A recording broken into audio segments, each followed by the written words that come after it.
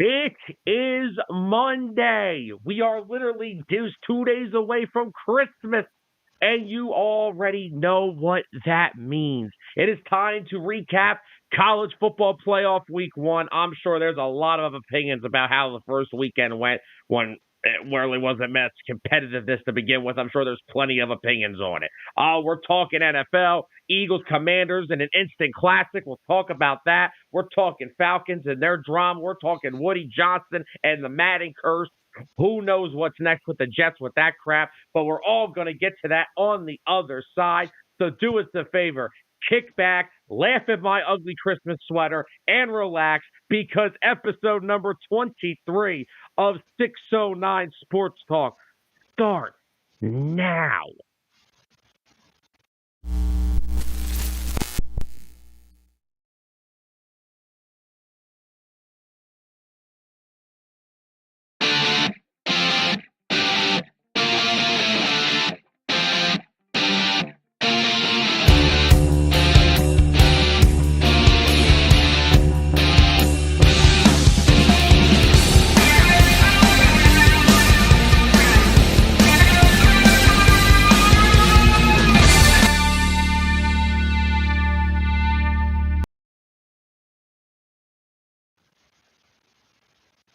Welcome in, everybody, back to another edition of 609 Sports Talk, live here on Facebook and, of course, over on YouTube. We are coming to you guys live from Hamilton, New Jersey. Of course, this is the sports podcast that unites fans and always ignites debate, and I am sure there's going to be a whole heck of a lot of them. And the first one will be starting with my beautiful attire that I'm wearing tonight. But as always, we are your hosts, Sam Nelson, Tyler Adams.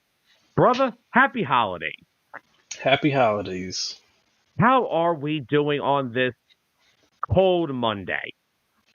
Well, we didn't have a nice victory by the fireside not this time. To keep us in check for this Monday. We enjoyed quite a few too many, and it was time. We'll get into the circumstances that led up to the crushing defeat. But Everything's good. We're chilling over here. I'm sure Anthony's a happy man today, as he should be, because I'm just going to preview it for our NFL talk. I'm not looking forward to the next 10 plus years. I'm just telling you right now, I'm not looking forward to it.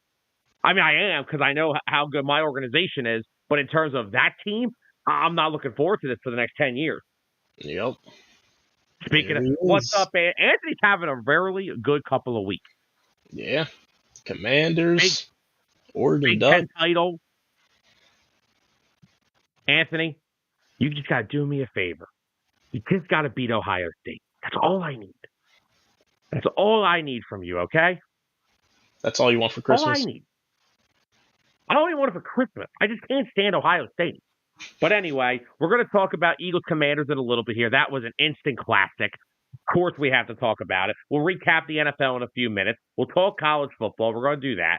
But first off, we got a couple NFL headlines to really get into to start the show.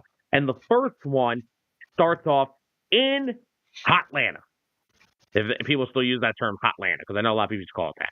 But we're going to start down with the Atlanta Falcons. Now, the Atlanta Falcons yesterday dominated the New York Giants 34-7, in which was rookie quarterback Michael Penix's debut. And the Falcons looked pretty good. Offense was moving the ball pretty well. Running attack was strong. Now, of course, we all know Kirk Cousins was benched after the game in Oakland last Monday. Oakland, Vegas, whatever. I don't know any. I can't stand it. I hate all former Oakland teams because they ruin my life. You just call them the Raiders. That's all. Against the Raiders, sure. Desmond Ridder. How about that? But so after that game, after they announced that Michael Penix was going to be the starter moving forward, there's a report coming out from Adam Schefter that Kirk Cousins is likely to be released before March 17th, before his $10 million roster bonus is official on the team's books. Basically ending his tenure with the team after one season. And to a 4-year mega contract. Tyler. Yeah. What the heck were the Falcons thinking last offseason? So The floor is yours. here's exactly what the Falcons were thinking, right? You didn't know you were gonna get your future quarterback in the draft at, what was it, pick number 8? Yes. So going into this season, it was either you go out and get a big free agent like Kirk Cousins, who can still play football at a high level. I still believe that. And did they overpay him? I think they might have overpaid him a little bit. They gave him a lot, but that's what the going rate was. He was a quarterback that had a lot of success throughout the years in the NFL, and I don't think the Falcons did anything wrong per se. Now, obviously, you give a guy that much money, you're going to expect him, be there the whole contract, be the starter, the main guy, yada yada. And the fact that they come in, go into the draft, they take Penix, they didn't foresee that. So they set themselves up for success by getting Kirk Cousins, and it helped them tremendously from how they performed last year with who was it? Didn't they Desmond have Ritter. Desmond Ritter? And who else? Who Yep. else was on the roster? Taylor Heineke, I believe. Yeah, Taylor Heineke. So it was a smart move going out to get Kirk. Now, they also got lucky that their guy, Michael Penix Jr., fell into their lap at number 8. They get him, secure the future, and it was a good first showing for him. Now, granted, I'm not going to sit here and overhype the kid, right? They play the Giants. All right. He outperformed Drew Lock. Who is, by the way, so bad. Yes, he is. I don't know where the hope was for Drew Lock ever. They saw him go against James Bradbury in Seattle last year, and they thought he was going to save their season. But I don't. It's an unfortunate situation for the Falcons because I'm sure they're going to eat a good chunk of money out of releasing him. Not sure if you have any numbers on that or not.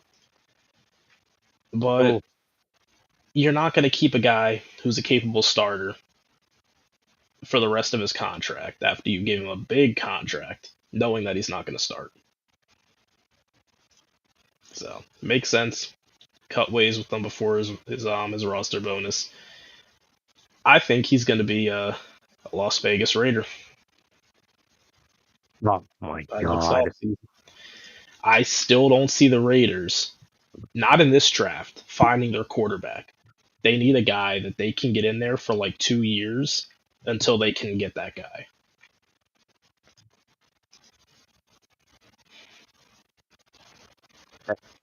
I can't disagree with this either. I have not seen one good thing about Kyle Pitts since entering the NFL. I haven't either. I mean, he was supposed to be this freak athlete, could play wide receiver, but he's got the size of a tight end. Now, it could just be the Falcons just genuinely don't know how to use him. Like Anthony said, he might just need a fresh start, and he's good.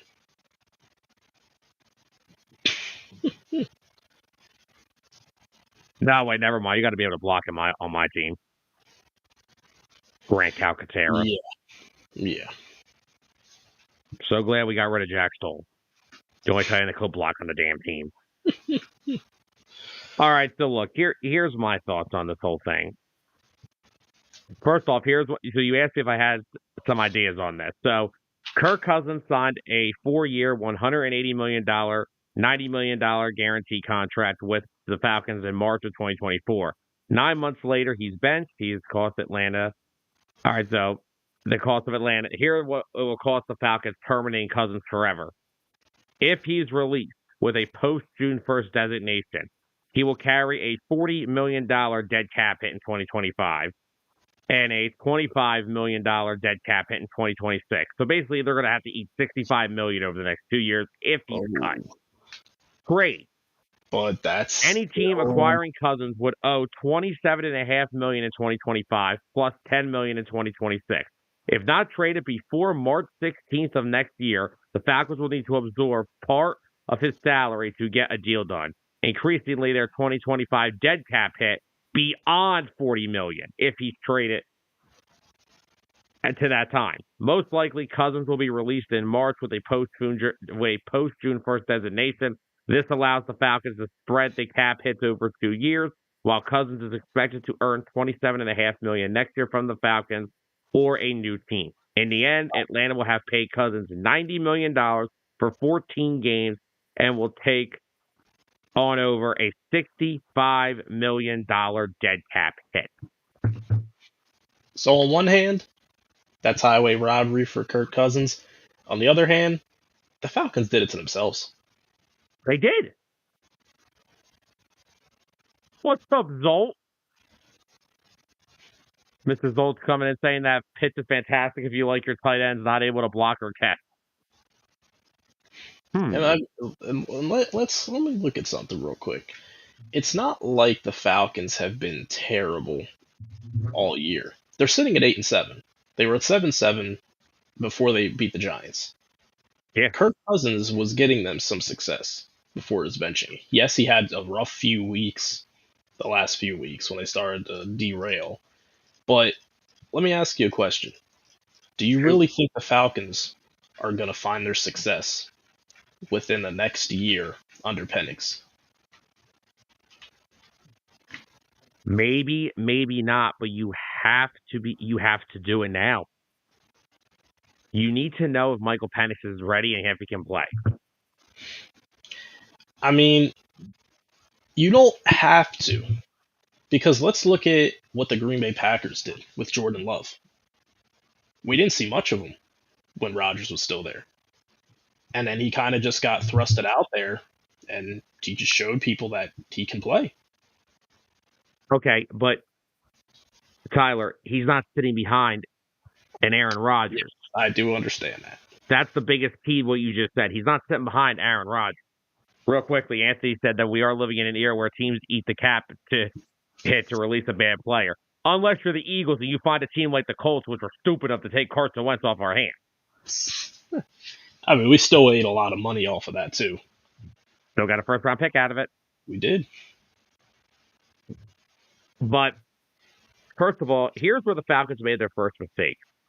The Falcons, over the past 20 years, have had their two best quarterbacks in franchise history be draft picks. Michael Vick, Matt Ryan. Why would you go dip your feet into the water of free agent quarterbacks? Yeah. Black. I don't think they expected to get Penix. You were picking 8th. There was going to be even if they didn't get Penix, someone was going to be there. We watched that draft. Yeah. Was sitting there we also thought a lot of defensive players were going to go earlier, and they didn't. Yes. But that would have even that, if that happened, that would have pushed Penix down the board to 8. They were doing due diligence on all those quarterbacks. So why give this guy all this money? First of all, you're trusting a guy who's 35 years old who tore his Achilles at the end of last year. And I'll tell you now, that is still affecting him. What have we said about the torn Achilles? It's a 2-year injury. You have to spend that whole first year it's partially getting your physical nature back to it. You got to mentally get right back from it. Yeah. Because I'll tell you right now, that mental factor is probably coming into a lot of it. Ever since the game against Tampa Bay on Thursday Night Football, Kirk Cousins has looked flat ever since. Yeah, I mean, that game you're talking about with Tampa. Wait, which one? The first time or second time? The one in Atlanta where he threw like 5,000 yards. Oh, 509 yards, yeah. So, I mean, since then, yeah, that was his best game of the season. I mean, granted, 500 passing yards, yeah. It's going to look like the best game of the season. He had 4 touchdowns, 1 interception. Since then, he's thrown 2, 4, 8, 10, 11 interceptions since that game. I mean, just look at him since November 10th. He's thrown 1 touchdown in the past 5 weeks. Yeah, that's been the biggest issue is he's thrown so many interceptions in the last 5 weeks and only 1 passing touchdown. Because he was looking fine when, against Dallas, threw for 3 touchdowns, no interceptions. Tampa, the second time around, 4 touchdowns, no interceptions. The loss to Seattle, 1 interception or 2 interceptions, 1 touchdown. that's kind of, like, whatever. But it's Yeah, the last 5 weeks that have looked so awful for him. And they were on a 4-game losing streak and they beat the Raiders 15 to 9. So it's not like it was, an amazing offensive performance that helped them get the victory there. yeah. Like I said, the Falcons have a. Oh my God. I'm going to keep that posted for later. But anyway. Oh. Oh, did we click that at the same time? Yes, we did. Anthony, why would he do? Why? Anthony, he signed the contract. Yeah. Think about this. Do you think he kind of felt the pressure of Penix waiting behind him? And also, maybe did you just sit back and look at, like, this really, like, compared to Minnesota to there, he doesn't have as many weapons. They've got weapons. They don't have the ones that they don't got Minnesota weapons. They don't got Jettas. I like Drake London. He ain't no Justin Jefferson. And even the kid Addison. Oh, Addison. Oh, no. Addison's a pimp. I'll tell you right now, I would like to personally thank Jordan Addison for costing me my 1 seed for 3 straight losing weeks. I would love to thank that man. Zold asks a very good question. Shoot. I'll let you hit the comments so I don't. Where would the Falcons be without Bijan? I think the Falcons would be at, let's do some quick math here, 5-10 without Bijan. Maybe not even 5 wins. I mean, without Bijan, yeah, honestly, are we talking like Tyler Algiers the starting back, or like would they have like another like maybe good running back, but just not like a great running back? Oh, so it's back up Cordell Patterson is what you're saying. But please. But no, I mean without Bijan, that's like it's almost like running backs are important in the NFL again, isn't it? Yeah. And then Anthony asked, when is Kirk throw that many interceptions that much? Never. So I was looking at it as well. This has been the most interceptions he's thrown in a season in his career. The closest season would have been, I think it was 2014 with the Vikings. Not 2014. 2022 with the Vikings. Yeah. He threw 14. And then in 2020, he threw 13. So even on the high end, he's throwing like 13, 14 picks a season. Yeah, but the problem is that the touchdown ratio, like 29 to 14. Yeah. All right. In 2021, he threw 13, but he threw 35 touchdowns. He threw 10 in 2019. He threw 30 touchdowns. All about in Washington. All right, let's look at his 3 years in Washington. His last 3 years in Washington. He threw 13. He threw 27 touchdowns. He threw 12 in 2017, but he threw 25 touchdowns. Then he threw 11 in 2016 as the first year as the full-time starter. He threw 29 touchdowns. The touchdown interception ratio was greater. Now it's not. Now, could some of the weapons, but they have weapons. The offense was not supposed to be the problem here. They were supposed to have, they have Drake London. They have Darnell Mooney, who's still a pretty productive wide receiver. We thought Kyle Pitts was going to be something in the NFL. Beasley Robinson. And they cannot get this. They can't. Their offense is terrible. Now, could that be because they once again chose what the NFL doesn't like, and that's choose a defensive head coach? I don't know.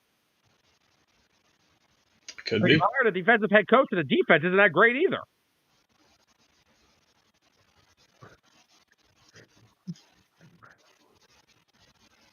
And Anthony said the Falcons will be good. It's a weak division. It is, but for some reason, Tampa Bay is still running that division. Mm-hmm. Even though I'll tell you, last night, that's a bad loss. It is. I saw Baker won out. I didn't watch the full game. I saw Baker miss a significant portion of the game. Yeah. You want to know why? Why? He was in a concussion. He was tested for concussion. Oh. But he was able to come back after missing half the game. Oh, yeah, he was able to come back. Yeah. But my guy comes out of the tent with his helmet on, ready to go, and he gets pulled out. But no, the Kirk Cousins situation is going to come to a head within the next, probably the first week of free agency. That's going to have to get done quickly. Michael Penix, look, the Falcons completely over-evaluated their quarterback need. They didn't need to go sign a huge monster free agent, then just to draft a guy at 8. We sat here that night, we're like, are we good? Over there? Are we good? Do we need two? We need two? Yep. So I'm a little upset. I mean, I think it makes sense to just cut the guy. Look, no one is going to trade with you. And if you are trying to trade Kirk Cousins, you're going to take on a lot of salary. And what are you going to get back for him? What's up, Paulie? Paul? Haven't seen you in a while. Welcome in. Paul definitely has been on comment on a few of the first couple shows back. I know that for a fact. Oh, yeah. But good to see you. Matt, we're gonna get to that in a little bit here. Got a lot of opinions. We actually may debate this a lot. We may have different opinions on yesterday. Guess we'll have to see. But the whole Kirk Cousins situation, he is going to be released. Just take the dead cap hit for 2 years, call it a day. That's it. Just take the dead cap for 2 and call it a day. Don't gotta get cute with trades. You're not gonna. Tyler? What would he get back? What do you realistically think they would get back for this? Maybe a 5th. I mean, would he get the contract off their hands, or would they still be liable to pay? Oh no, no team is taking that contract fully. I mean, so if they could at least lessen the hit that they would take from the contract via trading him, then releasing him, they'll probably do it even if it's for like a 5th round pick. If it just meant that they wouldn't have to pay him as much money over the next 2 years, they'd probably still try to do that. But from what it looks like, teams already see that he's most likely going to be released. No one's going to go for a trade offer.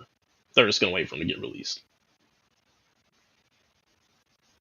Atlanta's gonna have to absorb some of the contract for him to get traded. It's not gonna be like that. Yeah. So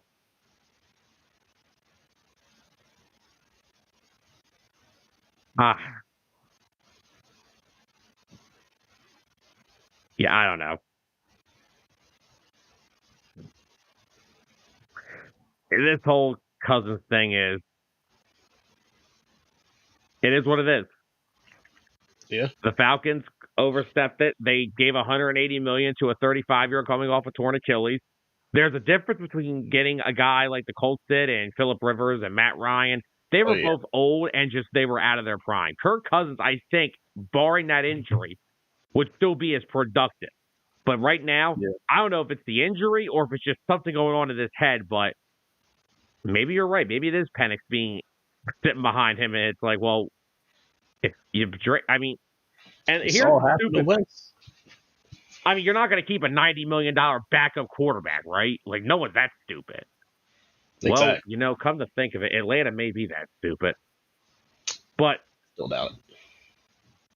But not only did you sign a guy for 4 years, you drafted a guy whose rookie contract is the same length.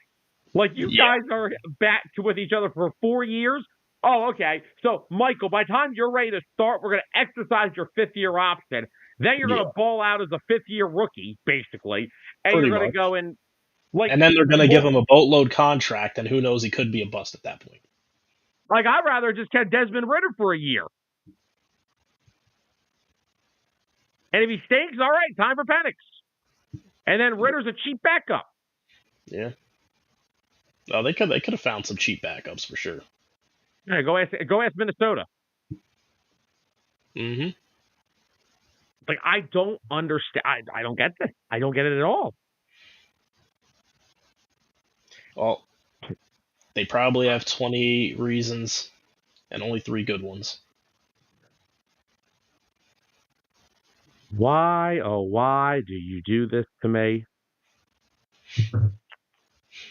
Well, me and Anthony kind of share some similar opinions. I'm not sold on him. Now, I'm not saying that I don't think he's that good.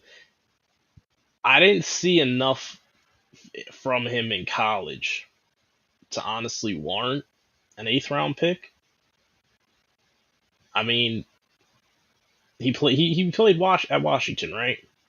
Now he had those Something. Washington teams winning games, and they were good, but you still look at the conference that they're in, and I'm sorry if they're not in the SEC or the ACC or the Big Ten.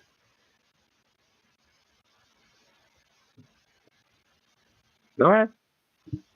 I don't. It doesn't. I need to see more. If you're not in those bigger conferences, He took Washington to a national title. Does that not mean anything? yeah, Yeah, yeah. because getting into the Final Four in college football is easy to do. No, it's not easy. It's impressive, but I've also seen let's see, how many Ohio State quarterbacks get into the Final Four and even win it sometimes.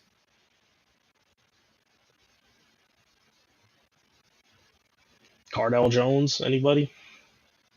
Okay, Michael Penix is way more talented than Cardell Jones. He is.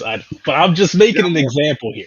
I'm just making an example that yes, it is impressive him getting Washington into the national championship game, but I'm just trying to make the point that you know Well, Paul never thought that Kirk Cousins was that good either. It showed. Kirk Cousins has been streaky. I mean, the guy can't win the game past 1 o'clock half the time. So, He doesn't come up for you in those big moments. oh, Anthony, there's no disagreement there. Ohio State and Alabama are the same. There are not many great quarterbacks that come out of Alabama either. Yeah, there really aren't. And the only two recent successful ones are Tua and Hurts, if you still classify him as a Bama quarterback. I don't, because Bama never let him be a quarterback. True. He showed his shine. And Tua was one more hit away from being knocked out of the league. So. Oh, that's the tough part about Tua. It's like when he's healthy, he shows the flashes. Like he's a good quarterback. There's some other stuff going on down in Miami this year that they got to address. Tyreek Hill isn't Tyreek Hill anymore. Mike McDaniel may be coaching for his job. That too. But yeah, Kirk's got. I just think this is all going to end in a Kirk Cousins release by the first week of the off season. It will. As soon as that league year hits, first ones on the call. You know who's going to call him up, Sam? Who? Tom Brady. Oh, sweet God! Why? Hey, Kirk, why does every quarterback conversation come back to Tom Brady? It's just like how Collinsworth always brings everything back to Mahomes. No. We're not doing this. What's up, Bernsey? What's going on? All right, so do we have any other words for what this Kirk Cousins situation is, or are we basically past it? Nah, we're pretty much past it. He's going to be released. He'll be, all right, I'll be generous here. He'll be a Raider or a Giant this offseason. Paul, I agree, 100%. He was pretty good in Washington, though. He didn't have Jettas in Washington. He had some good years in Washington. Who was his receivers in Washington? That's going back a few years. Ooh. Did he have Deshaun for a couple years? He had Deshaun, and I forget the other guy. Oh, how could one forget Pierre Garcon? Oh, Pierre Garcon he is underrated. I told you, poor man's Anquan Bolden. Honestly. Poor man's Anquan Bolden. And Bernsey, we can all agree with this one. Oh, yeah. Anthony said, don't forget about Chris Olave, the next Tua. What is this? Olave get a lot of concussions? He's out for the year right now with one. Oh, really? Out for the year? Oh, jeez. Oh, man. Texans officially are awarded wide receiver Deontay Johnson on waivers. Oh, my God. Well, Tank Dell has one leg, so what do you want them to do? They got to do something. Burnsy, I hate to break this to you, but ain't neither of this going to happen. Yeah. They're both going to get in. Oh, they'll definitely both be in. All right, so now basically, I guess we got to ask the question: is who's the more dysfunctional organization right now, the Falcons or the Jets? Oh, the Giants aren't an option. No, you're right. The Jets are worse than the Giants right now. Honestly, I'm still saying the Jets. Speaking of the Jets, this article for the Athletic just made this whole season worse. So apparently, according to an Athletic article that was released last week, Jets owner Woody Johnson nixed a trade that Joe Douglas had in place for wide receiver Jerry Jeudy because his Madden rating was too low. Another report in the article also came that they were thinking about not signing, I believe it was their one guard, Simpson, because his awareness rating is too low in Madden, which ultimately comes to the conclusion that Woody Johnson is letting the Jets roster be influenced by his two 17-year-old sons, which, by the way, an 80-plus-year-old man having two 17-year-old sons is a problem to begin with in its own right. But, Skyler, please tell me this is only a joke, because I know it's not. From everything that I've seen, and even the rumors before these articles came out, that roster is pretty much influenced, and the draft room is influenced by those teenage sons. It's ridiculous. His sons are in the draft room with him. This most recent draft. And let's see, who they draft this year? Who they draft this year? Yeah, who did they draft this year? Just real quick, Anthony and Paul both said Jets when it comes to more dysfunctional franchise. All right, let's see. Okay, they took the one kid out of Penn State at 11.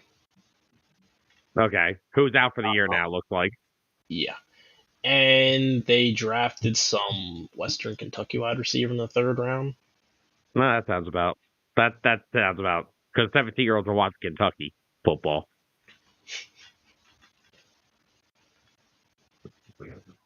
Yeah, Burnsy and Micah Parsons could go with them.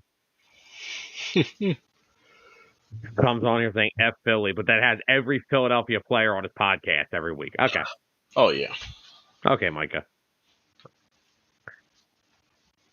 So, now, just to throw out some numbers here for the low Madden rating, Jerry Jeudy is actually having a career year in Cleveland. 72 catches, 1,072 yards, 4 touchdowns. Now, I would like to also point out he enjoyed a bulk of those numbers with Jameis Winston at the helm. Okay. And we all know Jameis is a loose cannon, but I don't think that Judy's what's his name's favorite target? Watson's favorite target. He's his best target. If he wore the other team's jersey, Watson would throw the ball to him every time. Now, just let me throw you this one out here. Now, listen to this guy's numbers. 90 catches, 987 yards, 66 yards per game, 6 touchdowns. Do you know that numbers those are? I do not. Those are Garrett Wilson with the whole season of Aaron Rodgers. Ooh. Jerry Jeudy has outperformed Garrett Wilson this year. Now, let's not get ahead of ourselves, right? If Jerry Jeudy did end up on the Jets, he'd probably have like 300 receiving yards right now. That offense is terrible. And not the players. The offensive scheme, chemistry, whatever is terrible. Okay, that's fine too. Let's go to someone else now. 56 catches, 719 yards, 80 yards per game, 6 touchdowns. You know whose numbers those are? There's a theme here.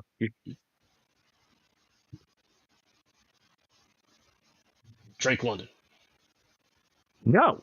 Those are the numbers of Aaron Rodgers' best friend, Golden Boy, Devontae Adams. Oh. So Jerry Jeudy's having a better season in Cleveland than both the New York Jets wide receivers are with Aaron Rodgers.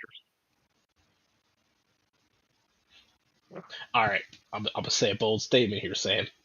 You put Devontae Adams with Jameis Winston in Cleveland. Yeah, Jameis is throwing like 3 interceptions a game, but Devontae Adams is having like $150 every game. Oh, he's put up $150 in freaking Vegas with freaking Jimmy Garoppolo. All I'm saying is, I want to see those three's Madden reigns next year. I can't wait for Woody Johnson's son to tell him what it is. Oh yeah. Then they're gonna have to release him. Paul says, how do you have all that all-star power on a team and suck that bad? Because they're not a well-run organization, Paul. People think that organizational structure only matters on the field. It doesn't. Go look at I hate saying this. I hate using us as an example, but it is. Look at the Chiefs. Look at the Eagles, right?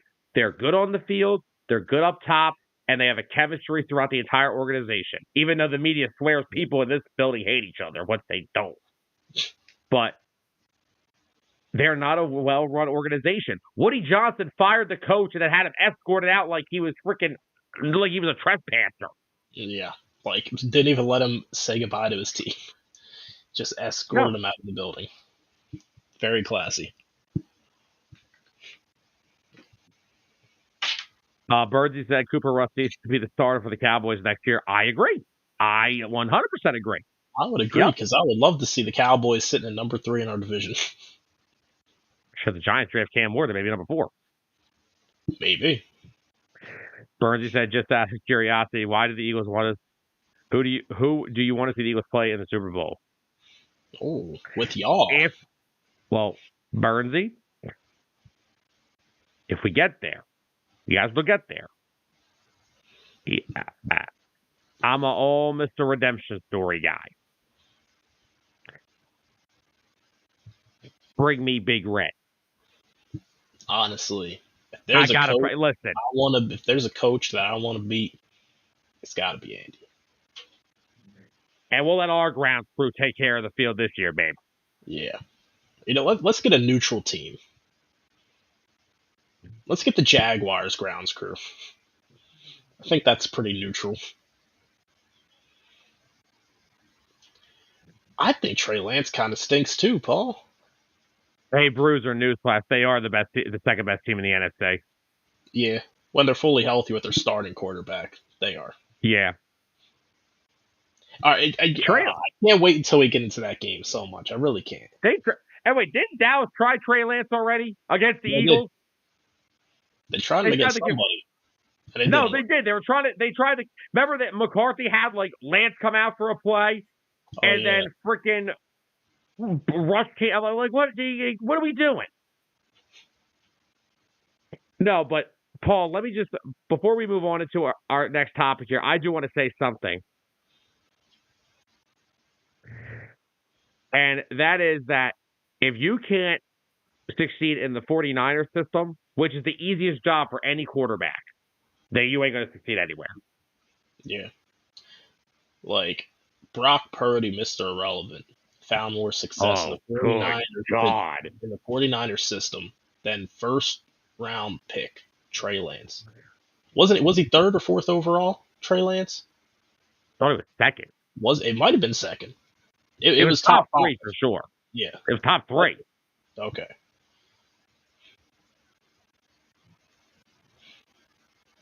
What's up, Dennis?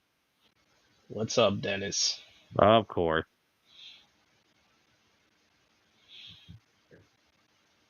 And the Grinch has more defensive ability than Sidney Brown. Oh.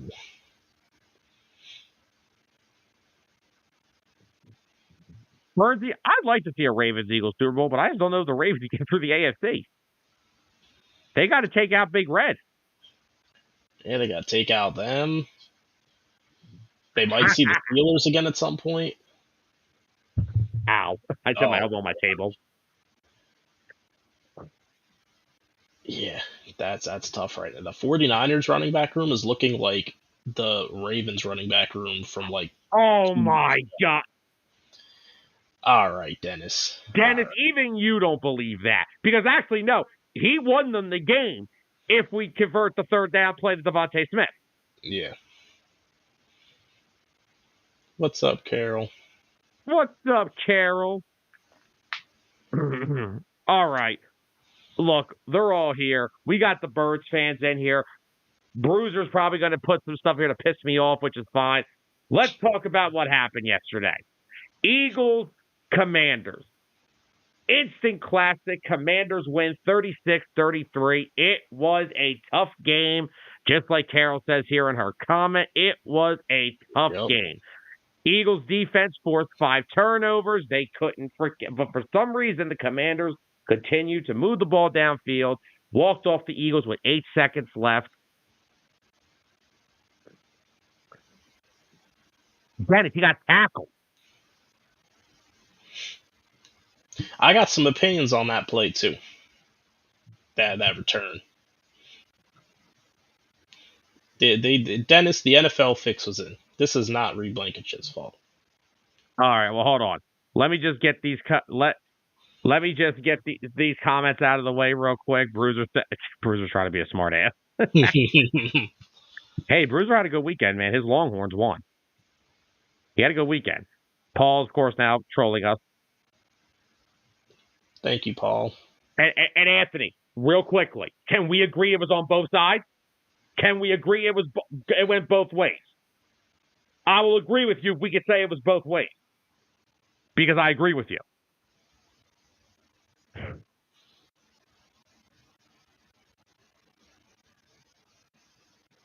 Yeah, right, Dennis. I hate the flex stuff. Yep. They got to stop flexing games. All right, Honestly, so Tyler, especially a let me team ask that's you, number 2. Well, I guess now we're number 3 in the NFC because the Vikings handled their nope, business. No? nope. The Vikings or Lions cannot be the 2 seed because they're not going to be a division winner. Oh, snap, you're right. Yeah. So Wow. they are that the 1 seed is done because now that's 3 NFC losses for the Eagles. It's done.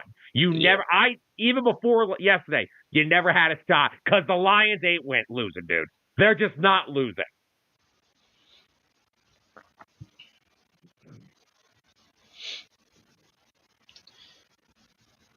Now, Bruiser, I know you're just trying to troll for a reaction.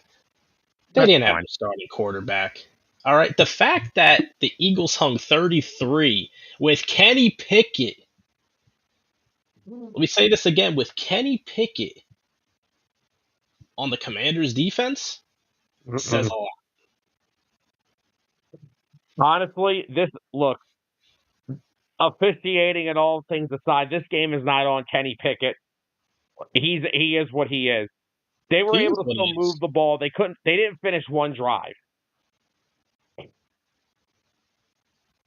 They weren't be able to sustain scoring drives. This happened yesterday for one of 3 reasons. This happened for a few reasons. Number one, and this should be the first thing after the season. I don't care if we win the Super Bowl or we don't. The first thing after the season needs to be Michael Clay getting fired. He is the worst special teams coordinator I've ever seen. Why are we kicking this ball to the Commanders every single time? We're not even kicking to the end zone anymore. We're trying to pin them deep. Well, funny, they started in midfield every damn possession. So there's the first thing.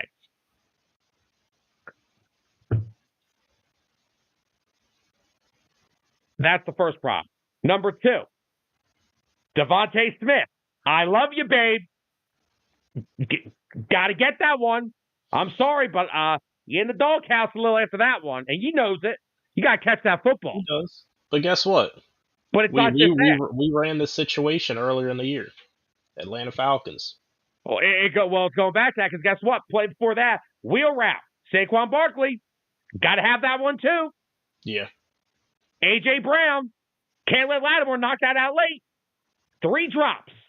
by your three best players. I don't want to hear thrown behind, underthrown. Your star players. You got to make a football play. They were easily all catchable footballs. I agree. Saquon, that was an easy one. AJ's was the toughest, but it's AJ Brown. We expected out of him. Yeah. Well, Smitty was making tough catches all game. Easiest one, he overthought it. Dropped it. The easiest catch you could ever make. But this game goes on that defense. You let them score 22 points in that fourth quarter. You let them go down the field on you, up 5. You never even converted a third down again. It looked like the Falcons game again. Yeah, I agree. Now, look, you lost. Look, they lost. It is what it is. But see, here's what I like. And this is what I like about Bruiser and all that. We ignore 10 straight weeks of winning, but if they lose that one game. Like the Commanders all of a sudden aren't a good football team. And now this ain't on anything, but the national media, Washington wasn't that good when they played the Eagles earlier in the season. Remember that? I remember that narrative. The Commanders are a good football team, and I am in freaking pain now because for the next 10 years, I got to deal with Jaden Daniels, who, by the way, is Chicago, nice going.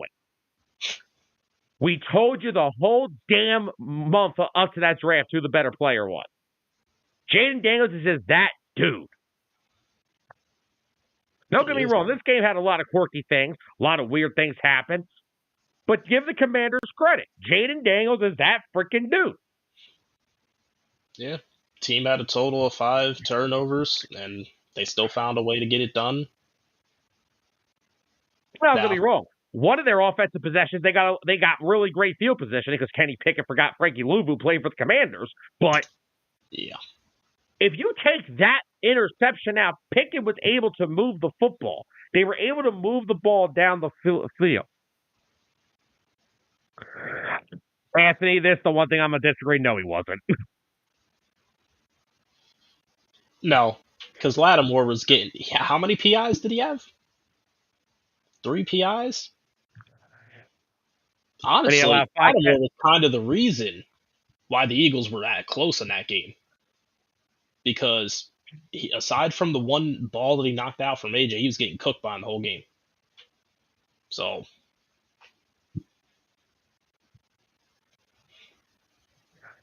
No, Jaden Daniels was a key factor in that game. Yeah, Jaden Daniels is just that dude. The Eagles defense played their worst game since Tampa and forced 5 turnovers. Yeah. Your worst game and you force 5 turnovers. I'm cool. Again, give me my starting quarterback back. We're running it. And again, if you just go back, the Commanders literally people are giving the defense a lot of flack, which I am too. You can't allow 22 points in the fourth quarter. You can't do that. But it's kind of hard when your special teams is giving them the 50-yard line every kickoff. Why all of a sudden? First of all, stop. Why is Brandon Mann kicking off? Why did we switch that? No idea. What are we doing? Michael Clay has to be the worst special teams coordinator I've ever seen. I miss Dave Fitz so much. We had the greatest special teams unit for like a decade because they had. Yeah, I remember. We actually could block. No, you lost this game because your defense did not play well. Your star players each dropped the pass on a crucial down. And there's another factor there too. They weren't able to dominate the second half on the ground. They dominated the first half on the ground, but second half we're used to seeing them close. Credit to Washington's defensive front for being able to slow down Saquon, and they were getting in the backfield on him almost every run in the second half. Yeah, I was going to say, it wasn't a great day for Mr. Becton or Mr. Dickerson either. They were getting bull rushed the entire game. Yeah. But it's easy when you can put 11 defenders up at the line because you're not afraid of the guy that's back there. I'm not saying they lost. Look, I'm not saying the Commanders won this game. They changed their defensive scheme as soon as Hurts went out. They knew that they were going to run the football. They stacked the box. And guess what? And they were going to make Kenny Pickett beat you. Yeah. And Kenny Pickett only had one deep pass to AJ. The rest were all short passes, crossing routes, slants. Yeah. That was it.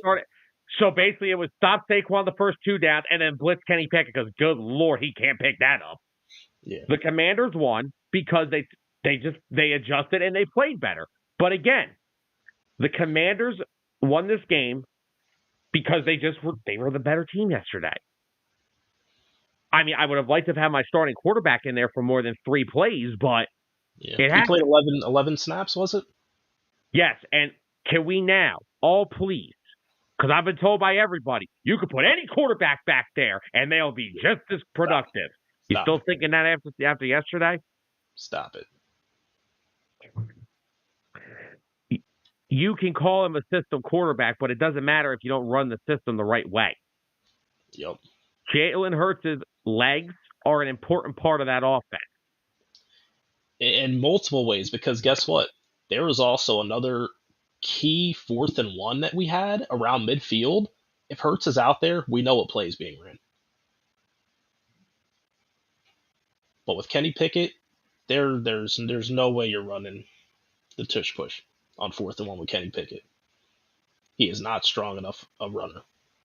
He's not moving. He's not a runner. He's a non-factor. Now look, this, like I said, again, you're not getting beat by a shit team. The Commanders are a good team. Exactly. Like this, and now we're 1-1 against them. Yeah. All right, Carol. So you're questioning, is he okay? I mean, he looked like he was ready to come back in yesterday. I don't know what happened. The most is he went back in the tent. Go ahead. He comes out. I know you've been waiting. Go ahead. A lot of times you see guys, right? They'll come out of the tent and they might just stand on the sideline without their helmet for a little bit, or they might go into the locker room to be evaluated right away. He went into the tent, was evaluated fully, came out, helmet on, standing on the sideline, and then he gets tapped on the shoulder to be brought back into the tent. And then from that, we all knew what was going to happen. He wasn't coming back in the game. Now, I don't know what that means, what happened. Hopefully he's all right. But all I'm saying is it was very odd. Something you don't really see that often. And we're just going to leave it at that. Yeah. I got another thought on what Mr. Dennis had to say about his blanking. I'm not going to say it. Blankenship. I will not dare utter the name. On that play, that was very suspect how it looked like he had open field to run for a touchdown, and return for a touchdown. And he started to slow down and start weaving. And he started looking around at one point, like looking at other people, like, what should I do here? Like he was confused. And I thought that was very weird. I've never seen that before. Because I think they're just used to the offense running it for a couple of downs and icing the game. And I'm sorry, they iced the game, and Devontae Smith forgot how to catch a football for one day. For one play, Devontae Smith forgot how to catch a football. That is a valid point. But guess what? If he returns it for a touchdown, you essentially ice the game too, because it doesn't give Washington a lot of time to be able to come back from that deficit. Okay. And can we all now just agree that when it comes to Dennis, he is Skip Bayless when it comes to LeBron James? He will find a reason. He will. That's why we love Dennis. But we're not going to forget the Nimrod that was late to the back of the end zone. That's Tristan McCullum. And just watches Jamison Crowder walk right by. And they're trying to blame it on Zach Bond. How is Zach Bond supposed to cover a wide receiver? That was McCollum. You're talking about the early touchdown, right? When McCollum came in? Oh, my God. Yes. George, I tried to explain this to you yesterday. He had 109 yards in the first quarter. He had 50-something after that. They literally, as soon as the ball was, they stacked every defender at the line. Saquon Barkley had 1 to 8+ yard rush after Jalen Hurts went out, officially. It's kind of hard to run when you have the box stacked with literally 9 guys. Washington had the easiest defensive game plan as soon as Hurts went out. As soon as they saw, Kenny Pickett, he's not beating us down the field. We're playing everything short, and we're stopping the run, because that's exactly what they were going to go to, and they did. and it worked for a little bit in the first half. Second half came around. Nope, they adjusted. Yeah, and George, I understand it runs time off the clock. Washington still had a timeout.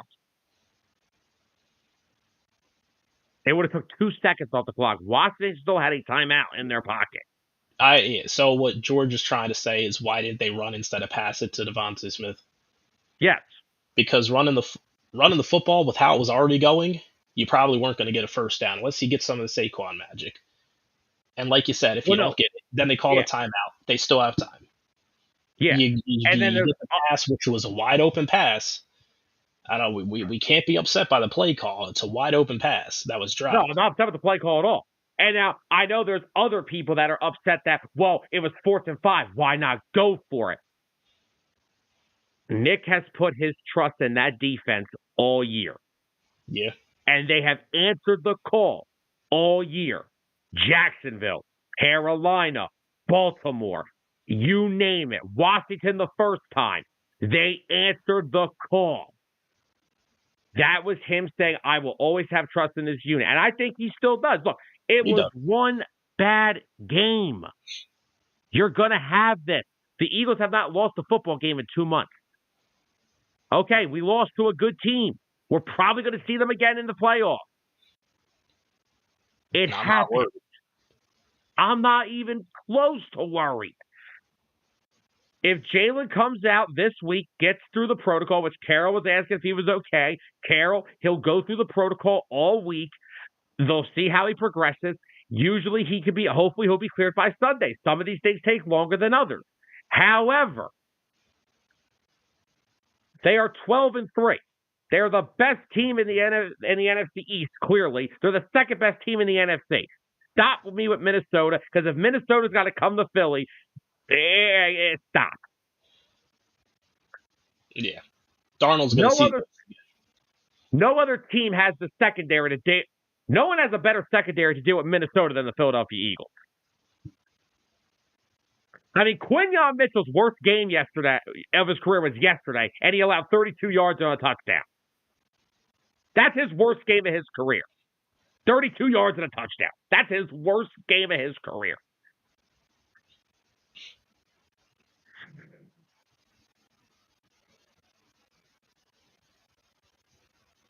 Yeah, George, I want you to watch every snap next week. Every snap.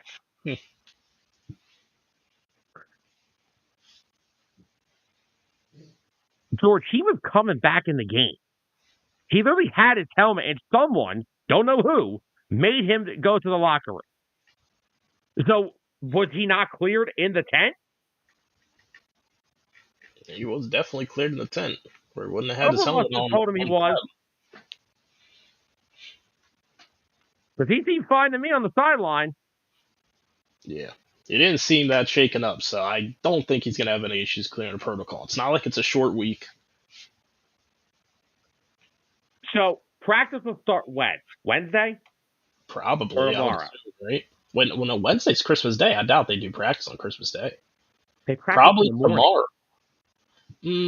Maybe. Well, Tyler, if they start practice tomorrow, they're not going to not practice Wednesday. Yeah, true. If Jalen Hurts comes out tomorrow, if they practice tomorrow, because I forget when Nick starts his practices. I don't know if it's Tuesday or Wednesday. If he comes out on Tuesday or Wednesday, whichever day they start the week, and he is at least a limited, he's playing on Sunday. If he is at least limited, he is playing Sunday. Put $50 on it. He's playing on Sunday if he's limited.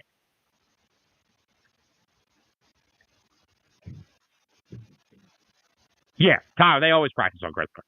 Okay. They practice in the morning. And if he's limited, he's playing.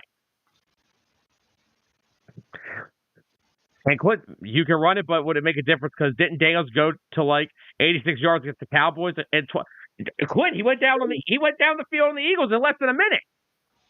Yeah. It took him a minute.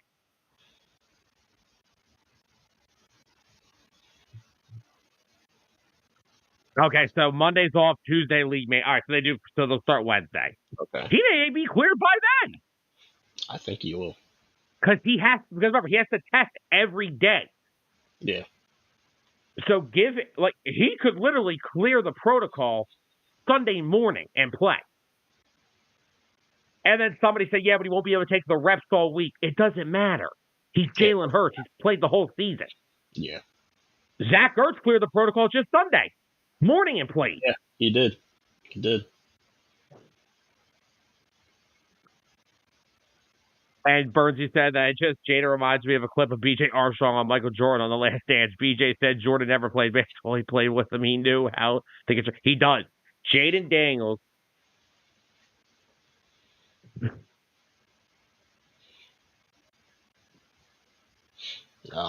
So we now know why Georgie's really upset. Yes. And I'll be on that show in an hour and 20 minutes. And Anthony said, so Pickett's having x-rays on his ribs. Yeah, Anthony, he had x-rays on his ribs. He didn't seem too concerned about it. Nick didn't really give an update today. Nick had a media conference, didn't say anything much about him. All he really confirmed is that Jalen was in the protocol, so I really don't know what that's about, but it sounds like they weren't too concerned with Kenny Pickett. I'm only concerned with one thing with Kenny Pickett, and that's if he's playing on Sunday. If he's playing on Sunday, I'm concerned. Yeah. We want QB1 out there.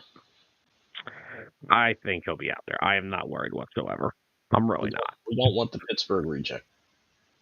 But no. So, have you gotten all your grapes out? Have you got any more opinions on anything you want to say about what happened yesterday? For any Philly fans freaking out, and for all the Philly fans who, like you said earlier, said that any quarterback can run this system.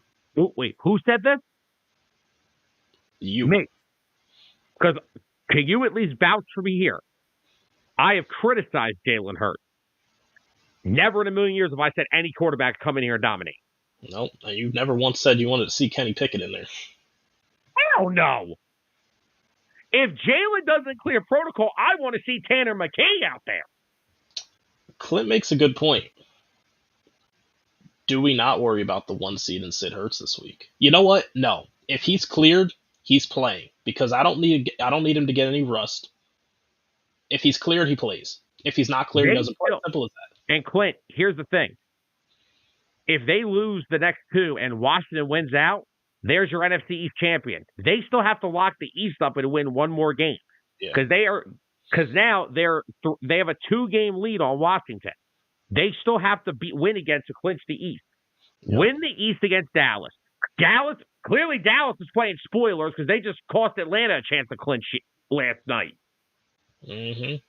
Bring me Cooper Rush to Philly. Go beat Dallas. Get out of there unscathed. Everyone gets – because if you're the 2 seed, you still get a bye, right? No, not anymore because they have 7 seeds. Okay. So either way, the Giants you can rest. Mm-hmm. Then you lose to the Giants and you cost them the number 1 pick. Oh, man, that'd be great. Kill 2 birds with 1 stone. Yep. Send the Cowboys back to Jerry World with a division crown in your hand and let the Giants go draft frickin' Quinn Ewers if he declares.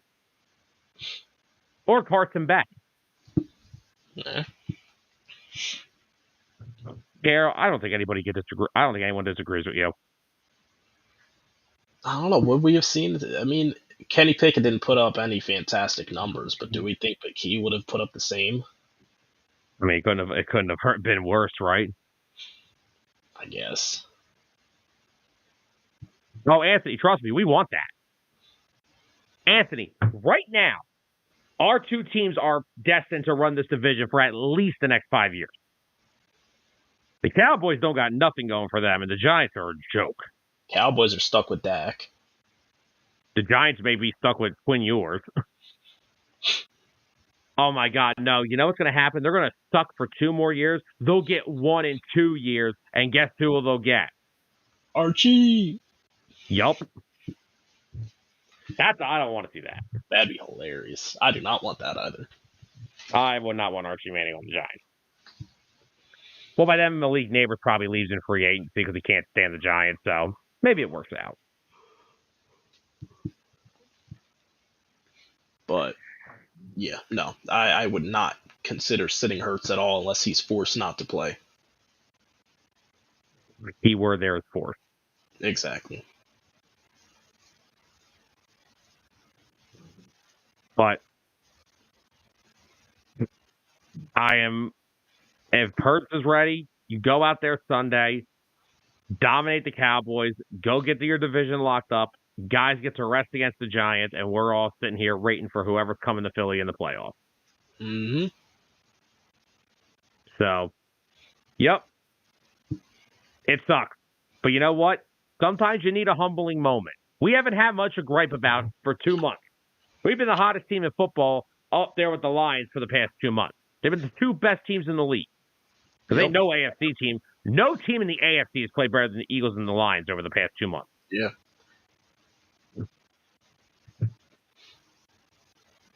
So, Sam, do you know what the two teams it's looking like we would possibly face in the first round of the playoffs? Washington. Either Washington, most likely, possibly the Packers. Depending on how the seeding falls. Bring it. Bring it. Either of them. There's only one team that scares me. You got to go to the best. I want head. The Lions are the only team that I think can hang with them. I am more afraid of the Vikings than I am the damn Packers. Because the Packers are like the Eagles. You have officially gotten to the point where they run the football effectively, and they've taken a little responsibility out of Love's hands the past few weeks because he was really erratic early in the season. Yeah. I am more afraid of the Vikings because I think their defense could match us in a game. I think they could keep. Earlier, did you say that the Falcons got their playoff hopes spoiled? No, the Bucs. Okay, the Bucs. Yeah. Yeah, I'm talking about the Falcons. They were close to the Falcons, but yeah, I'm talking about the Bucs. But no, I think Minnesota's defense can match us if we get into a defensive battle. So, I don't want to see Minnesota. I'm not afraid of the Packers. I'd love to see the Commanders again. I'd love to have a third time's the charm, winner take all, battle of the heavyweights of the NFC East. That'd be awesome. Yep. So, now,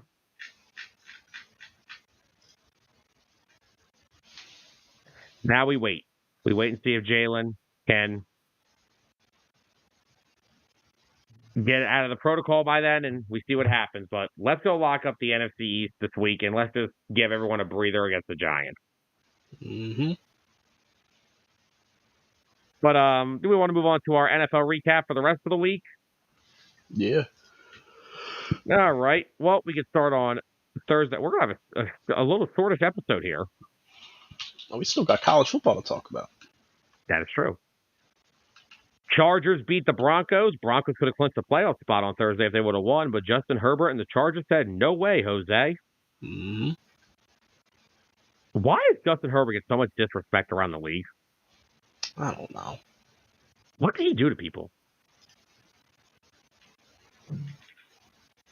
Chiefs defeat the Texans by 9. Apparently now if you strip sack Patrick Mahomes, you're roughing the passer. Anyway. Ironically, who was the penalty on? Derek Barnett. Anyway. Ravens get their revenge and dominate the Steelers. Thank you, Ravens defense, for that pick six.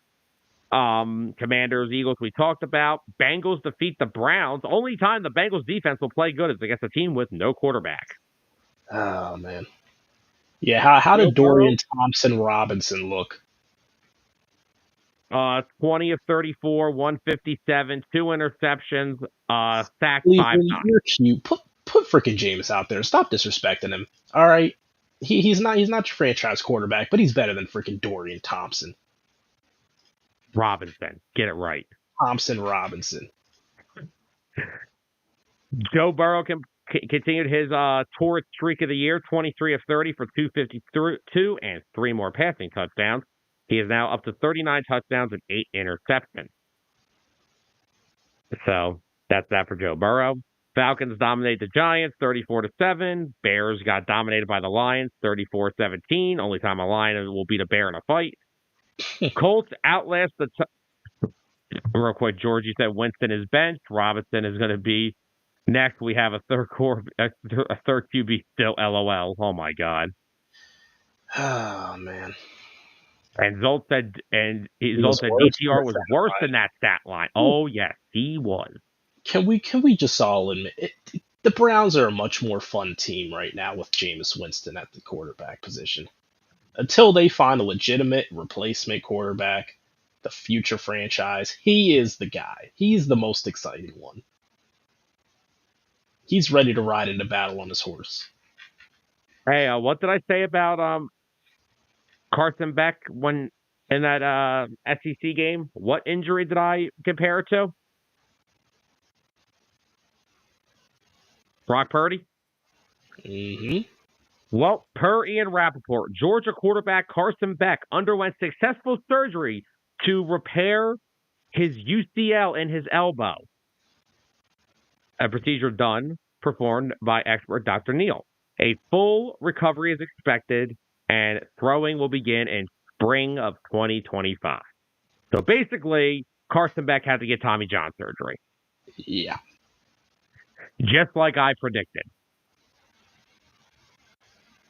Unfortunate. Georgie said he loves it. The Cards got beat by the Panthers. Bryce was super happy because Seahawks are still in it. Seahawks are still in it, but they didn't do themselves any favors. Giorgio said the Browns suck at QB. No, Winston is not exciting. He is stupidly ignorant. Uh-oh. All right. He's still the best quarterback on the roster. Zolt said, you know what you're getting with DTR. You never know what you're going to get with Winston. And that's the best part, Zolt. I think Jameis Winston would be great going around singing. You know what Jameis Winston should do? He should go around singing Christmas carols. Jameis Winston is like opening up. He's like eating those mystery jelly beans, right? You never know which flavor you're gonna get. That's the best way to describe Jameis Winston. Get the hell out of here. And hey, I'm sorry for anyone who is a Browns fan. I know you're going through some dark times with this team. Sorry, Clint. Yeah, sorry. But come on. If you got to see someone out there, it might as well just be Winston, right? 30 for 30. Oh my God, you have set George off. Jared Judy is a better quarterback. Oh my gosh. You know, that Jameis Winston 2-year extension with the Browns is going to hit like Christmas for me when it happens. Oh my gosh. That is crazy. Why are we getting so upset with Jameis Winston when they've had to watch Deshaun Watson? I don't know. That's what I'm trying to figure out. Like, what is happening right now? I don't know. You guys realize who you've watched the past year and a half?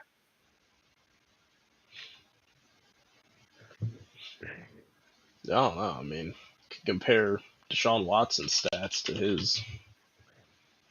Burnsy, the Chargers do like to get your blood pressure up, but they're winning close football games, and that's a good sign for a Jim Harbaugh team. But anyway, let me just run through the rest of these games real quick while the comments fly in. Colts outlast the Titans 38-30. Thank you, Jonathan Taylor, for finally showing up for me. I got 100 points yesterday from 3 guys. Oh, from Jonathan Taylor. You don't have to say anything else. No, I got Taylor, Aiken, and Justin Jefferson all gave me 30 plus. I actually got 30 out of Chuba Hubbard. He had the walk-off rushing touchdown OT. All that. George has actually got a point here.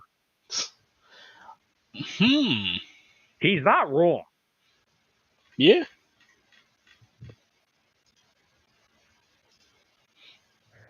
But Tyler, as you did mention, the Panthers did walk off the Cardinals yesterday. Rams beat the Jets 19-9. Oh my God, this Jets team stinks. Vikings outlast the Seahawks. Bills outlast the Patriots. Raiders and the Jags. Nobody cares. Dolphins beat the Niners by 12, and the Cowboys upset Tampa 26-24. You know, give Drake may give him some credit. He's playing decent football with not much around him. Yeah. Like, where do the Patriots go from here? How do they obviously need wide receiver help, but they've needed wide receiver help since Brady was there. They had Edelman. They at least had Edelman, but when are they gonna finally just get a guy? I think this offseason they'll do it. They're probably going to have to overpay for T. Higgins, but it's a guy. I think they're going to get someone from the draft. Because I Money? still don't think T. Higgins. I think T. Higgins is an extremely good wide receiver too. I don't know if he can handle being a wide receiver one.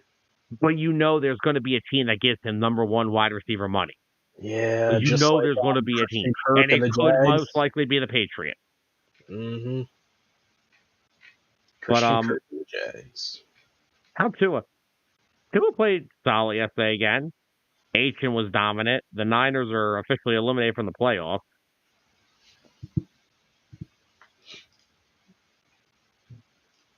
Oh, good God. Zolt, why do you got to do this? What happened? Browns get oh my.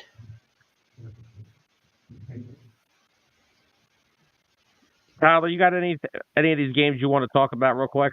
Let's see. I mean, maybe we can finally give some respect to the Panthers. Been putting it Yeah, they got together. 4 wins. I think they're going to be fine. Bryce Young played well yesterday.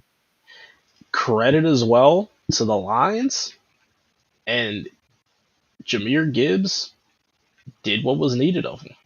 He ran for 106, 109.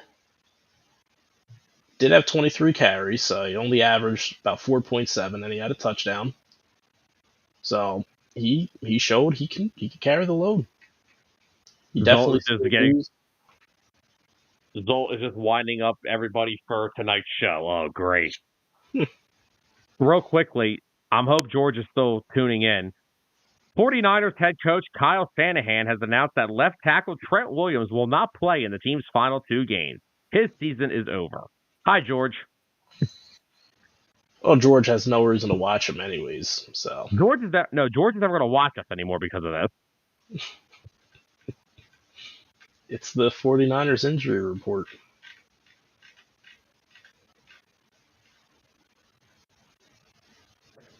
Oh, my God. Somewhere right now, George is just waiting for his show tonight to destroy me, which is, by the way, in an hour and 3 minutes.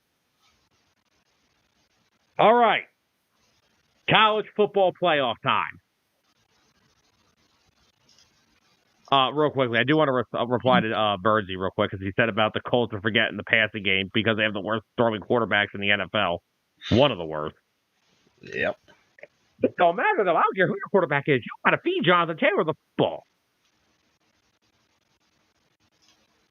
All right, Tyler. This all got started on Friday night. Notre Dame dominates Indiana 27-17. Don't tell me it was a close game because it wasn't. Real quickly, Anthony also said someone said Bryce Young playing like a mad child because Tyrese Maxey stole his girlfriend. Oh, come on. Don't put my point guard in this. That's crazy. Look, they had a challenge. She picked the one who was taller, okay? Wait, which one is taller? Maxey. Because Maxey's not that tall. Oh, he's like an inch taller than him. And Zolt said 49ers injury report is so bad, even their playoff chances went on. Oh, man. Jeez.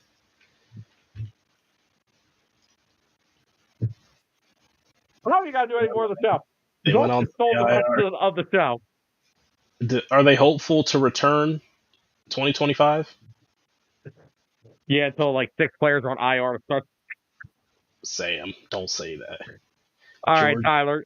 Mark this part of the show. Tyler, do you have a problem with the playoff right now? I do. Okay, well, wait, hold on. Before we completely get into it, Carol, Merry Christmas. Thank you very much for joining us again. Thank you for coming in with us every week. We appreciate all your support, and you're always a lovely person to talk to in the comments. Especially we know how much you love your Eagles talk. So thank you for always being a true supporter of 609, and we hope you and your family have a very Merry Christmas. Oh, yeah. We'll see you next week for Victory Monday, Carol. Yeah. Real quick, Bernsey also said this problem this year with the 49ers is that Kyle Shanahan is trying to turn Brock Purdy into an elite quarterback so he can prove to the NFL world that he is an offensive genius. That is something no one has really talked about. Bernsey's on to something with that. Yes, injuries to key players doesn't help, but the so-called offensive genius is... Bernsey is on fire tonight. Burns, you got some Anthony thinks fire. Anthony thinks the first playoff was a joke, the first round. All right, Tyler, you got some thoughts? Shoot. He's right. It was. I mean, we all knew that there were some teams that didn't belong, and we questioned. Indiana was one of them, I told you that.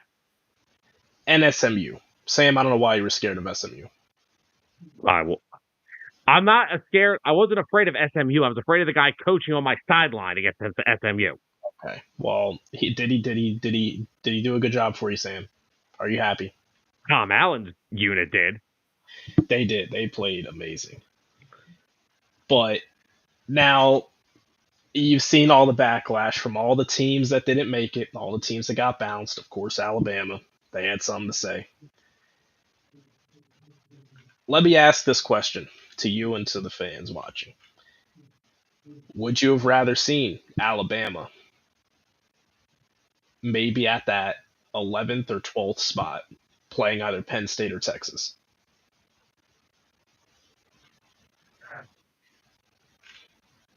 Or even Notre Dame? I would have hated it because none of these games were entertaining. They all sucked. They were all dead. They were all done by halftime. Yeah. Tennessee now Tennessee belonged. They belonged there. They got the break speed off. It was bad. Yeah, and the problem was, we talked about how much the run game of Tennessee could dominate and help them beat Ohio State. No one took into the account all the speed Ohio State has and how Tennessee could not answer it. Yeah. But no, I agree with you. But Clint makes this point too. If those teams want in, handle your business. Don't lose to Vanderbilt. That is a good point as well. Yeah, so I agree with. Now, I don't like how this bracket is turning out. I think they need to reseed every round. Do a reseed after every round. Oregon's going to have to go through Ohio State and most likely Texas to get in. Yeah. Meanwhile, we have to go through what? Notre Dame and Boise State. No offense to Notre Dame, but it's not Texas and Ohio State. Yeah. Hey, man, still don't discredit Georgia. Because, come on, Carson Beck wasn't that spectacular to begin with. Georgia's defense will get them there. They will. Their defense is elite. Very well. It doesn't matter. Well win the game. I'm not discredited, but still, Penn State having to go through Notre Dame or Georgia. It's tough. You think James Franklin has a hard time coaching against Ohio State's defense? He'll wet his pants against Georgia's defense. I'll be honest. I was surprised Penn State's 10.5-point favorites. Because this almost reminds me. I know it's college basketball. Do you remember the first Villanova title when they beat Buddy Hield in Oklahoma? Yep. Well, it was the Buddy show. But what happened when Villanova shut down the Buddy show? And no one else did a damn thing. Nothing. Ashton Genty is going to have to be that whole damn offense on New Year's Eve. He is. I think Penn State's got a legit chance. Tom Allen. Now, I get it, SMU, right? Which, by the way, Bruiser, I was told they had this fast-paced offense that could beat Penn State. I'm still looking for it. They looked a little sluggish. 2 pick sixes. 3 interceptions overall, 4 turnovers. They came to play. Now, real quickly, just to catch up on some of these, Anthony said teams like SMU you play good during the season and beat nobody. Same as Indiana. They played one good team and they got blown out. Zolt says if your team wants to be in, don't lose to 6-6 Oklahoma. Don't lose to 4-8 Kentucky. Yeah, exactly. So, that's the point. And that's what Zolt said. That Clint nailed it. And then Zolt said that the bracket is bad, needs some changes on how. Yeah, I think the bracket needs work. But in terms of, I can't disagree with what Clint and Zolt are saying. If you want to get in, you got to handle your business. Notre Dame all year, yes, they lost 1 game, but out of 12 games, they handled 11 of their business. Went through 11 games. Penn State handled their business. Ohio State handled their business. Yeah, they did. If you're going to go off of strength of schedule, you might as well disqualify half of college football in this whole thing then. Yep. Clint, I think it is set up like that. We have number 2 Georgia versus number 7 Notre Dame, number 1 Oregon versus number 8 Ohio State, number 3 Boise State, number 6 Texas, number 4 Arizona State, number 5 Texas. Well, and another thing they have to do is they can't just give you a bye because of a conference. Arizona State should not have a bye. Come on. Boise State shouldn't have had a bye. No. Oregon's the only team, and I guess maybe Georgia, you could say, the only 2 teams that you could justify having a bye for. Arizona State, no. Boise State, no. What about Clemson? They won the ACC. Still no. Okay. I don't, but then if you start... Clemson should have had a bye before Arizona State. Yeah. Yeah, that's true. It's tough, but let's sit back and think of it like this. It's a work in progress. This is the first year they're doing this. Obviously, there's things they can improve on. It's not perfect. It's not going to be perfect. It's going to take them a few years to get it right. I'm sure we'll see some more implementations next year. And we'll see it'll be a better format. Hopefully, it'll get some better matchups. Clint says it's to be based on rankings. I agree. And Matt's back saying that they about to put the dogs to sleep. You know, man, I got to say, that Notre Dame defense is freaking good, man. They fly around the football. And I'll tell you right now, I love Reed Blankenship. I love CJ. I want Xavier Watts on the Eagles, man. That boy is a baller. This dude is a baller at Notre Dame. That kid flies all over the field.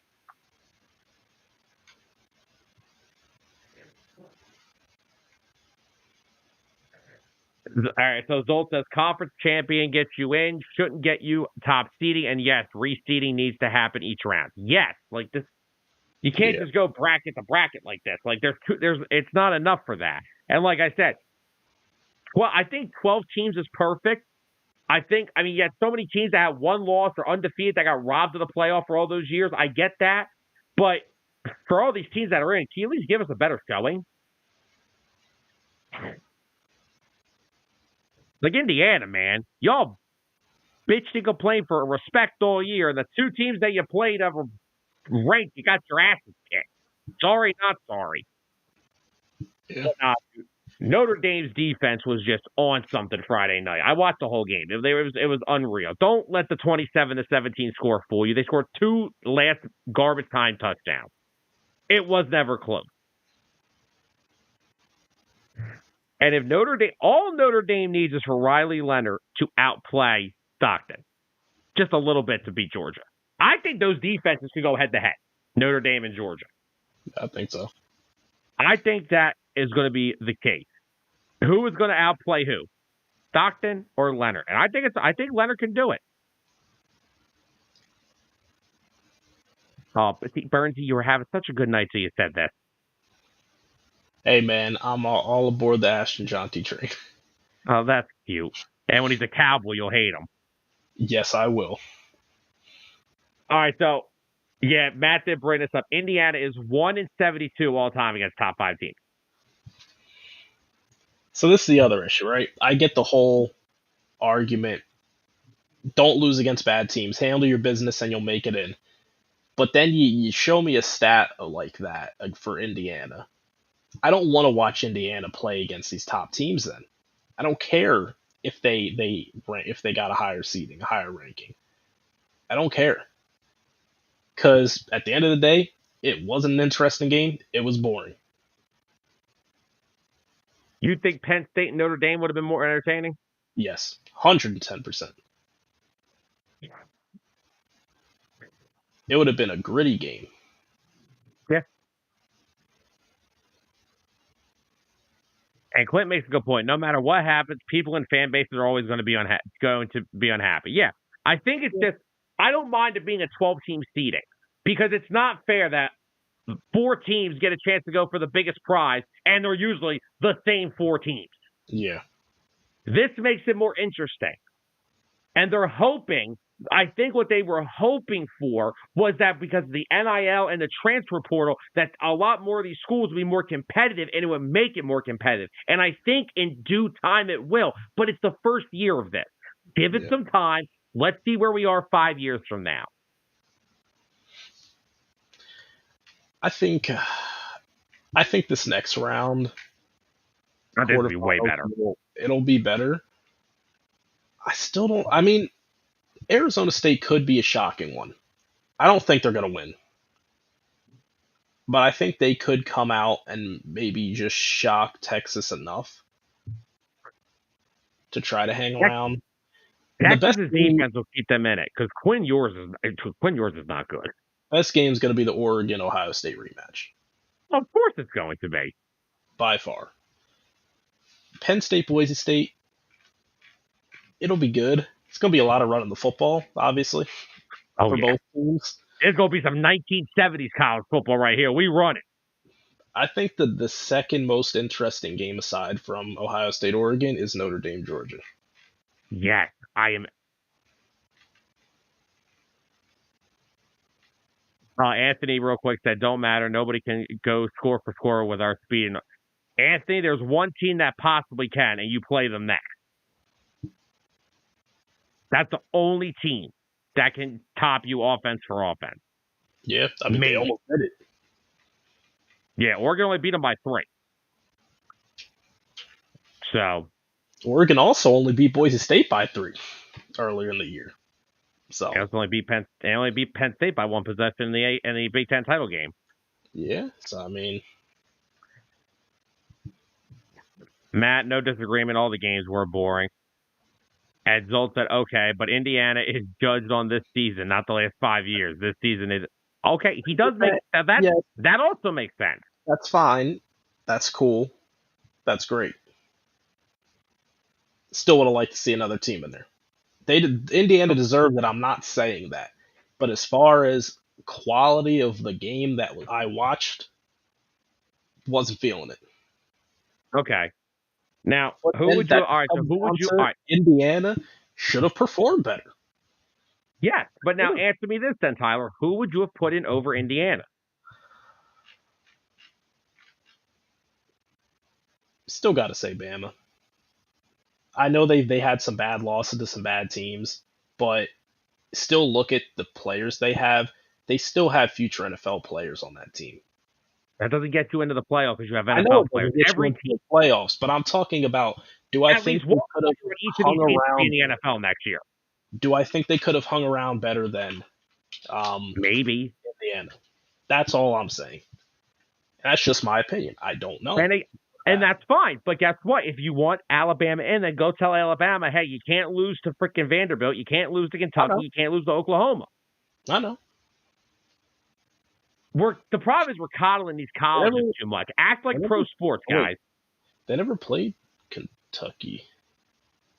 They lost to Tennessee, who was ranked 11th, and they lost to Oklahoma and Vanderbilt earlier in the year. I thought they lost to Kentucky, too. That's probably another team. Oh, that was Ole Miss. My mistake. But, yeah, I mean, Ole Miss, they're another team that was just on the brink of making it in. Honestly, I don't know. Zolt makes a good point here, too. We've had blowout matchups in when it was a 14 playoff. He's not wrong. Yeah, there was. Remember when TCU made the title game? That was embarrassing. That was it. You remember Ohio State every year when they played Clemson? Oh, yeah.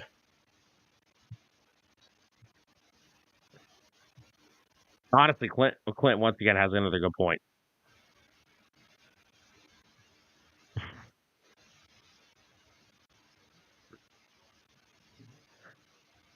And then Anthony had 2-1. He said, "What was BI? Did BYU have 2 losses this year?" You know what? Let me look up BYU. I'll pull it up real quick. And then Anthony said, "Why was Army ranked so low for a good record?" Because the college football system is a weird system. I think it's because didn't Army play Notre Dame and lost. Yeah, Clint just said when Ohio State beat Oregon for the chip all those years ago, it was a blowout. You're Yeah. gonna get these. They're gonna be blowouts. So, all right. Here's the issue with BYU, right? They lost 2 out of their last 3 games. Yeah, it didn't help them. They were up there for a long time. If those 2 losses were scattered throughout the year, they would have had a chance. Yes, they did, Clint. But hey, BYU will get to play Colorado in the Alamo Bowl. Oh. Gonna I'm get to waiting for see the those. Heisman. Ooh. Who, Shador? No, I'm talking about when Boise State plays Penn State. Army with CFB dream of the season. Yeah. Yeah, Yeah. good for them for having a solid season, but Army getting whooped by Notre Dame didn't help their case. Army also doesn't throw the football at all either. Yeah. But all right, let's move on to the Saturday games and real quickly.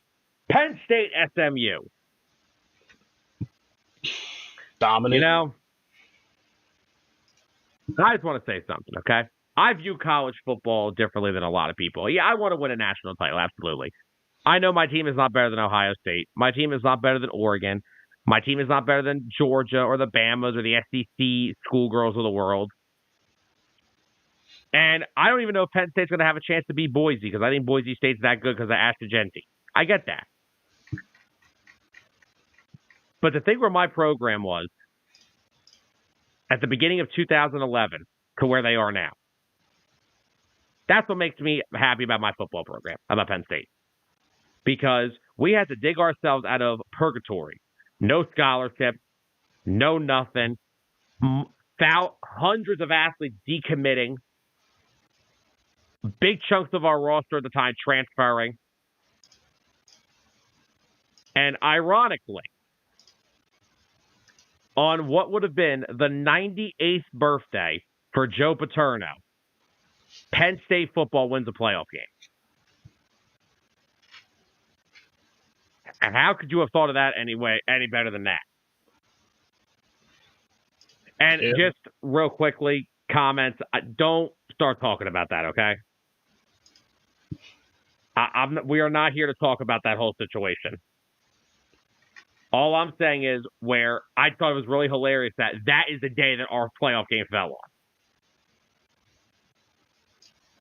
But, give Tom Allen and his unit a bunch of credit because he was scrutinized for the past 2 weeks after losing to Oregon. Oh, you lost to the best team in the country? How dare you? Yeah, they're the best team in the country.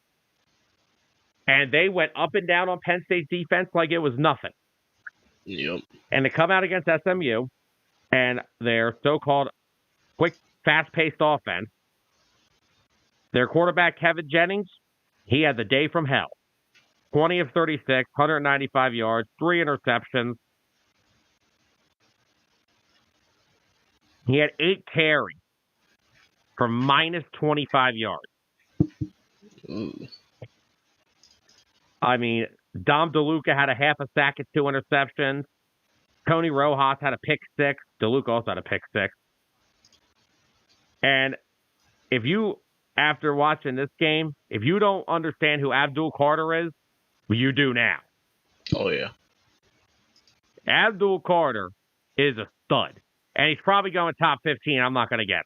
Now I'm sad. What Abdul. So, yeah, like I said, I'm not here to boast. I'm not here to gloat. I'm not here to talk about what happened over 2 decades ago. But I'm just saying what my program was in after the 2011 season, it's remarkable what James Franklin has done for that program. It's a modern consistency again. Yeah. So, James Franklin, hate him all you want, like him, I don't care. I still question him in big games. But there ain't many other coaches I would rather have for Penn State. Unless Saban came out of retirement. Then we may be talking. Of course. All right, now let's talk about the other 2 games really quick. All right. Texas Clemson. Not a surprise here. I mean, Clemson doesn't play like a defense, so. No. Texas handled them. Without Quinn Ewers playing well at all. Yeah. I mean, Quinn Ewers was 17 to 24 for 202 yards. The problem is they run the football like madmen. Jaden Blue, 14 rushes for 146 yards, 2 touchdowns. And then you've got freaking they got Wisner, who went 15 for 110 and 2 touchdowns. They literally just run the football like nuts at Texas. Oh, yeah.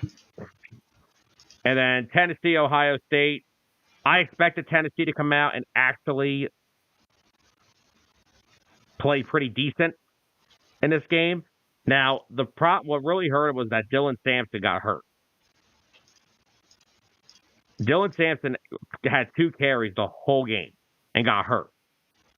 And, I mean, before that game, he had 1,491 yards and 22 rushing touchdowns this year. So losing him after 2 carries, that's a big loss. Yeah, that's a future NFL running back right there. Exactly. And Ohio State, dude, there's not many teams that can match their speed, especially with Jeremiah Smith. And you've got they've got wide receivers for days. Penn State was just hoping they could snag one of them. Hey, man, Kyron Hudson next year is going to help us a lot. I'm excited to see how that goes. And they're not done. They're going to add another wide receiver through the portal because they're going to need some. Was that what happened? I saw another quarterback went to the transfer portal from Penn State. Oh, Bo? Are these guys just tired of sitting behind Aller? Well, are you talking about Pribula? I thought I saw 2. Yeah, I think that was it. No, it's just Bo. Bo transfer. See, the problem with Pribula, and this is why the transfer portal sucks, but Bo has to transfer because him and Aller are in the same recruiting class. He's never going to start here. And he wants to. And he committed to Missouri today, and I hope Bo has a great time in Missouri. I hope he balls out. I love Bo. Great kid. Just didn't work out here because of the time with Drew Aller. That's what it is. But right now, Kyron Hudson is the big name for the transfer portal we've added. I got to go look at the rest of it. I know they've added a little more, but I'm more focused on who the hell is Drew Aller throwing the football to. Because once again, how much of that game did you watch? Pretty much all of it. All right, so let's go to the stat sheet here with Penn State, okay? Let's play a game here.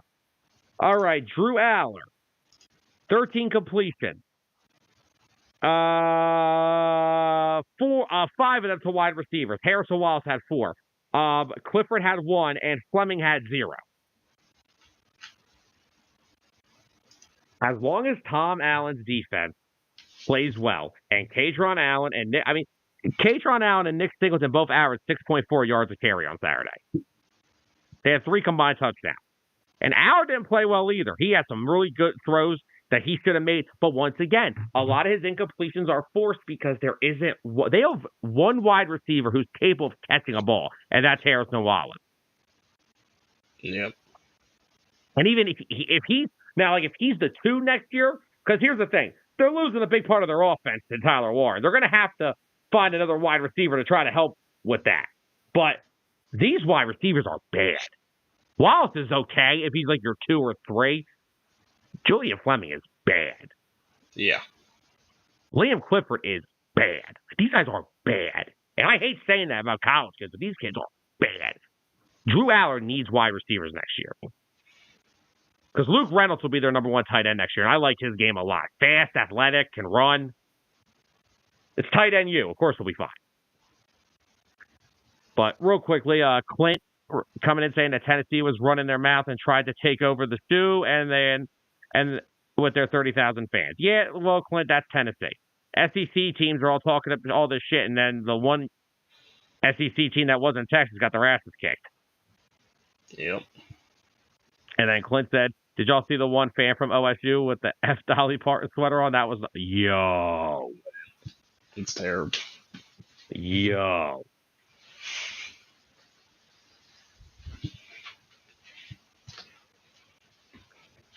Yo. But anywho, Tyler, do you have anything to add to this?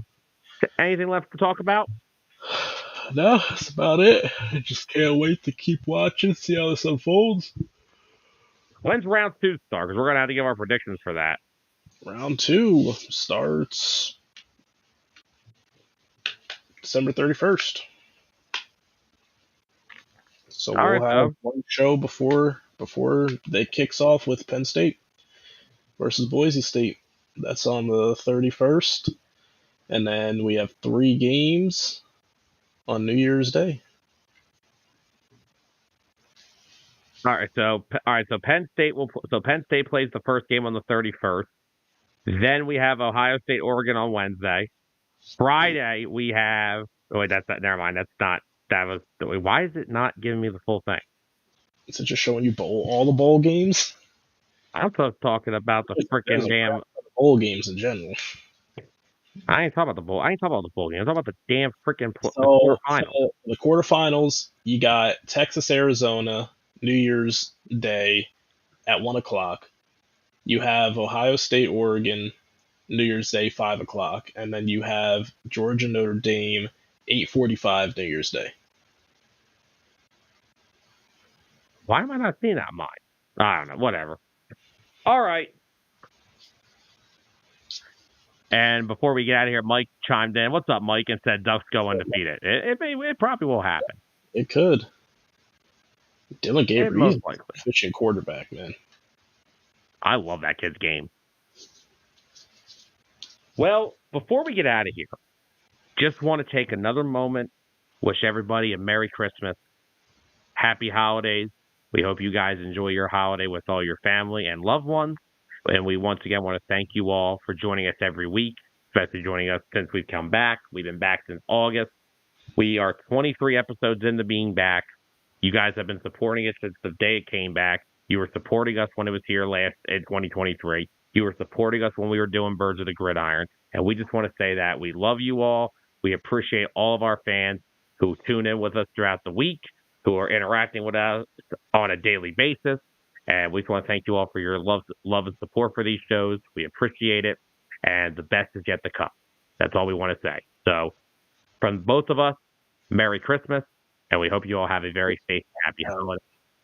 And that will wrap us up for the night. So I want to thank everybody who was tuning in with us tonight. Carol, Dennis, Matt, Zolt, Clint, George, Bruiser. I'm going to see all those guys in a freaking half hour anyway. Oh, but yeah. Mike, at the end, you guys are the best. You guys make these shows as good as they always are. The comments are always flying in and are great. Anthony, you as well. I mean, Anthony's here every freaking week.